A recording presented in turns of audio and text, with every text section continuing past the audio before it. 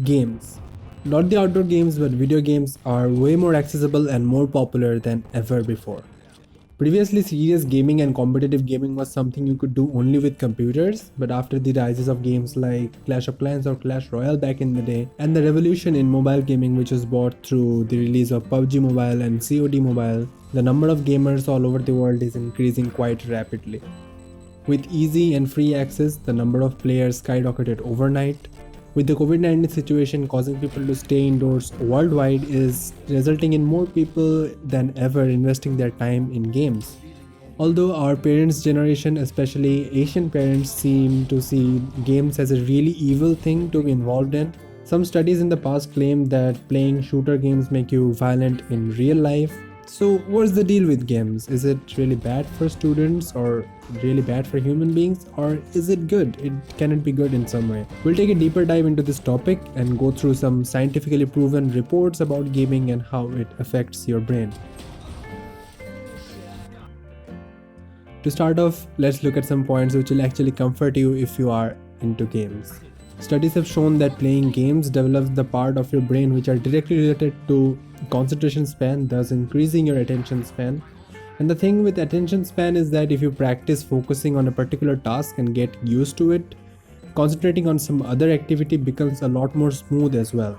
Generally, games have the ability to make you completely focus on one task for quite a long amount of time. That can be actually beneficial. The regions of the brain that are directly involved in attention are also more efficient in gamers and requires a really low activation threshold compared to others to sustain attention on demanding tasks. Same goes for visuospatial skills, mostly with first-person shooter games like Call of Duty, CSGO, PUBG or Valorant. These games can really improve your visuospatial skill as a gamer, that is, help one be more mindful and conscious about their surroundings. Studies show that long-term gamers have a larger hippocampus compared to non-gamers when they were put under a video game training kind of study. I'd like to bring this point up now. Mark Paulus says, games have sometimes been praised or demonized, often without real data backing those claims. Moreover, gaming is a popular activity, so everyone seems to have a strong opinion on this topic. Now, for a student, games can often be victimized by people. Games can be a hobby as well. It can also serve as a source of refreshment from monotonous routines. Especially in the quarantine situation that's imposed all over the world right now, it's really hard to stay motivated. I personally miss my college way too much. So games still serve as a way of doing some activity with my friends that requires teamwork. I personally used to play PUBG Mobile when I was preparing for JEE, and that's another phase of my life when I wasn't interacting with my friends as much in person. I'll talk about why and how I play games without getting addicted to them at the end of the video. Studies show, for example, playing action video games enhances visual capabilities such as tracking multiple objects, mentally rotating objects, and storing and manipulating them in a memory center of the brain. This holds true for even the most malignant action entertainment games. Such games also require players to think of an overall strategy, teamwork, and perform several tasks simultaneously and making decisions that have both an immediate and a long-term impact. That's very much like the multitasking inherent in most jobs today, says Dr. Wills. These young people may be better equipped to switch between tasks, adapt a new information, and modify their strategy as new input come in. That's kinda all the good things about games. Let's move on to the more evil part now. I guess everyone saw this aspect of gaming coming in this video. Addiction is probably the biggest problem with being involved in gaming regularly. Disclaimer that gaming is a legitimate career option these days, so if that's something you want to do, feel free to pursue gaming with as much dedication as you want. But if you are a student and you play games as a source of refreshment or an enjoyment, you should take this point really seriously. Now let's think about this from a developer's point of view. Developers make games so that they can earn through it, either by putting a price on the game itself, like PUBG PC for example, which you can't play for free, or through in-game purchases in free games like Valorant or PUBG Mobile. And how do you earn more through your product? By making more and more people use it for longer periods of time. That's pretty basic, right? Especially with so much competition along every genre in the games, the psychology behind every little feature of a game needs to be really strong to get millions of people logging in and day out. Therefore, it's not a surprise that any good game that you can find is designed to be addictive. Gaming addiction functions exactly like other addictions. It messes up with your brain's reward system. For every headshot you land or every match you win, there is a visual cue shown on the screen and you are rewarded with some virtual value. Maybe a virtual currency that will get you closer to buying something in the game. It's not a surprise that games also use the natural inclination towards winning of any competitive human. Whenever you lose a match in these games, the most natural reaction from the mind is to try again, play another match, and try to win this time. And the more time you repeat this ritual, the stronger the pattern in your brain becomes, thus making it even harder to quit after the failure next time. Again, think from a developer's point of view. Now, what else can you do to make people play your games more? Get their friends involved in it as well.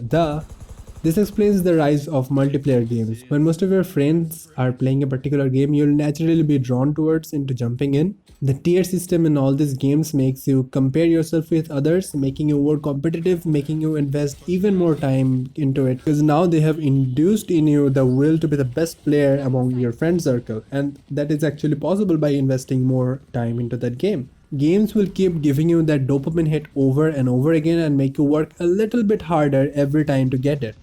Once it starts occupying your mind, even when you're not playing the game, is when it's gone too far. Compared to the dopamine hits you get in real life on a regular basis, games can provide a huge amount more in a very short time. Once your brain gets addicted to that, people will start finding real life more and more boring and keep backtracking to video games more often.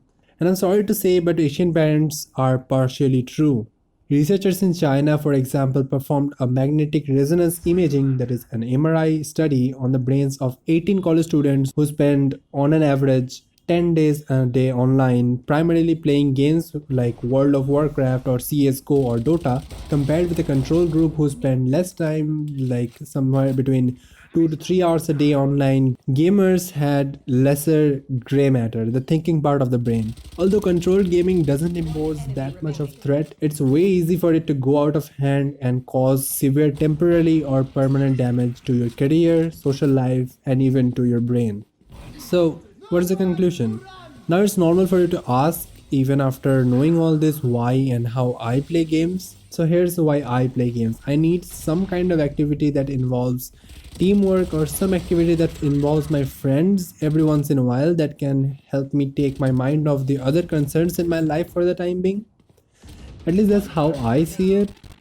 Although when it comes to this, I always prefer outdoor sports over video games. I did play cricket on most days when I was preparing for JEE for the last 2 years of my high school life. And I played PUBG because I wanted to spend some time with my school friends having fun. This was the legitimate reason I was playing the game, as I never felt like playing a solo match in PUBG. We had the same 4 people in the squad and our free times used to intersect like about 3 to 5 times a week. And that's when we used to play. And we set restrictions as a team to not play more than 3 matches in a day, so we can help each other to stay in check. A simple way to keep the competitive mindset away from you is to just not care. Have other hobbies, that's really important. Video games shouldn't be your primary leisure activity. I stopped playing all video games in college. I didn't force myself to do it. College life was just too exciting compared to the games on my phone or my PC. After getting back home and being stuck in quarantine, it's absolutely impossible to play outdoor sports like cricket and badminton. So again, I started playing PUBG, and recently, along with my friends, I started playing Valorant. Again, I never felt like playing it alone, not even in random teams. So all in all, games are both good and harmful for you. It's just like other addictions. If you get too much into it, problems will start to arise. Remember, you should be playing the game shouldn't be playing you. Always be mindful of how the game is affecting you. Don't just try to prove your point to people who are pointing at the game as something bad. Whenever you see the effects or thoughts of the game seeping into other parts of your life, it should be seen as a red flag, especially if you are a student. I recommend taking quick action as far as going to delete the game completely. Trust me, you can do a lot of other fun things in your leisure time. I'd really like to thank you for taking your time to watch this, and leave a like if you liked it, leave a comment with a suggestion, complaint, or anything you want. And feel free to take a look around my channel. If you like the content I put out, do subscribe. That'll be absolute pro gamer move for sure. And if you really want to support the channel and me as a content creator even more than that, you can do so through becoming a member using the join button. You can see all the details of it by just clicking the join button. And so that'll be all, gamers. See you soon.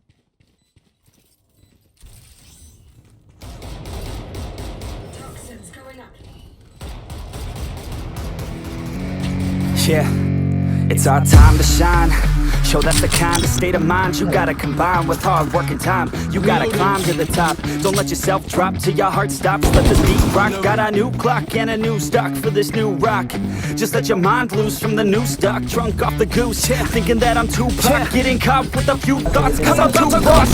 Speakers can't even handle it. Giving what I got so much to drain my energy, and I will never stop. I'm motivated by enemies, setting up shop so everybody remember me and how I am. Not going through life regretfully. I'd rather work non-stop, what they call incessantly, than want some more jobs just to live life pleasantly. Already got lost in my mind, not a fantasy, I'm getting with a forgotten soul. So stop, drop, and roll. You lost all control and pop off your ball. I got squat, I fall, I'm not bought, I'm sold. My stock rocks and gold. Hey, knock, knock, she home and shit, toxic mode. I ain't stopping though, it's hip hop, you know. Or is it rock and roll? I'm not dropping down, no, my pocket's grow. You can't stop the show, so get rockin' on. So let me break it all down for you.